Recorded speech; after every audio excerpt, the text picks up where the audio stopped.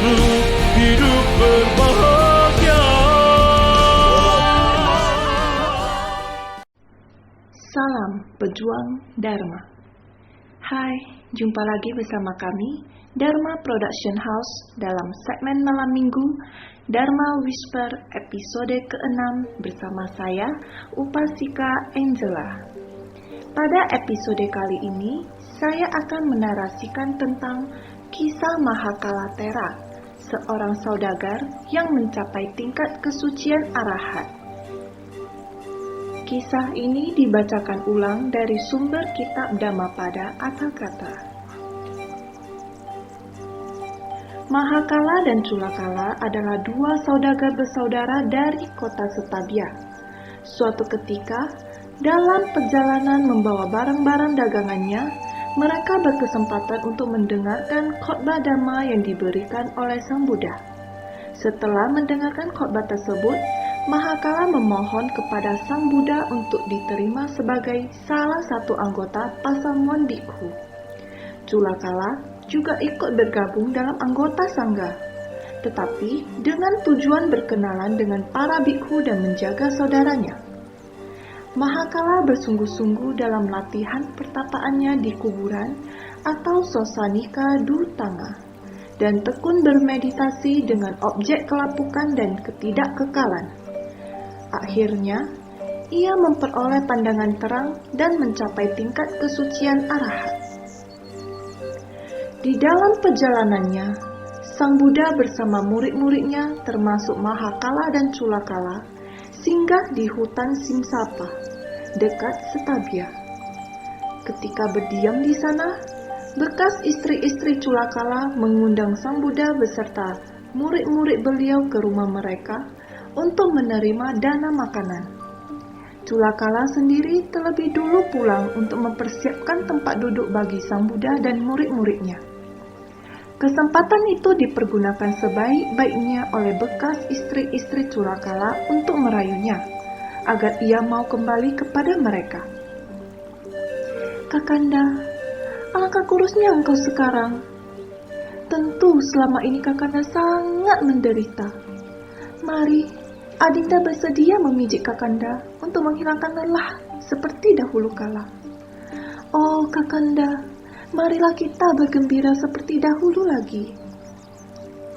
Pada dasarnya, Culakala memang tidak tekun dan bersungguh-sungguh dalam melaksanakan kewajibannya sebagai bhikkhu. Mendengar berbagai rayuan dan rangsangan, batinnya tidak kuat. Nafsunya tergugah. Tanpa pikir panjang lagi, dilemparkannya jubahnya dan kembalilah ia kepada kehidupan duniawi sebagai perumah tangga. Melihat para istri Culakala berhasil mendapatkan suaminya kembali, para istri Mahakala pun tidak mau kalah. Pada hari berikutnya, bekas istri-istri Mahakala mengundang Sang Buddha bersama murid-muridnya ke rumah mereka, dengan harapan mereka dapat melakukan hal yang sama terhadap Mahakala.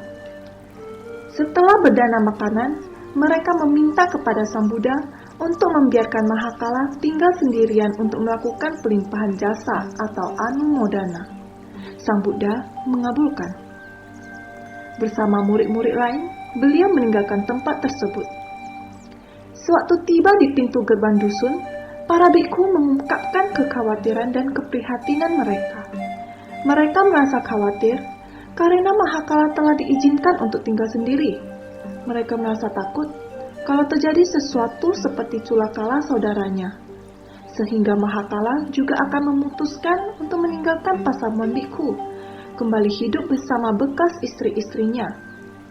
Terhadap hal ini, Sang Buddha menjelaskan bahwa kedua saudara itu tidak sama. Culakala masih menuruti kesenangan nafsu keinginan, malas, dan lemah. Dia seperti pohon yang lapuk. Mahakala sebaliknya, tekun, mantap, dan kuat dalam keyakinannya terhadap Buddha, Dhamma, dan Sangha. Dia seperti gunung karang. Kemudian Sang Buddha membabarkan syair 7 dan 8 berikut ini. Seseorang yang hidupnya hanya ditujukan pada hal-hal yang menyenangkan, yang indranya tidak terkendali, yang makannya tidak mengenal batas, malas, serta tidak bersemangat, maka mara atau penggoda akan menguasai dirinya, bagaikan angin yang menumbangkan pohon yang lapuk. Seseorang yang hidupnya tidak ditujukan pada hal-hal yang menyenangkan, yang indranya terkendali, sederhana dalam makanan, penuh keyakinan serta bersemangat, maka mara atau penggoda tidak dapat menguasai dirinya, bagaikan angin yang tidak dapat menumbangkan gunung karang. Saat itu, bekas istri-istri Mahakala mengelilinginya dan berusaha agar Mahakala melepaskan jubah kuningnya. Mahakala mengetahui upaya mereka, maka ia tetap berdiam diri saja. Tetapi istri-istrinya berusaha lebih keras lagi. Melihat itu, Mahakala merasa tak ada gunanya lagi berdiam di situ. Ia berdiri dengan kemampuan batin yang luar biasa. Ia melesat ke angkasa melewati atap rumah. Ia tiba tepat di bawah kaki Sang Buddha saat beliau tengah mengakhiri pembabaran 2 syair di atas.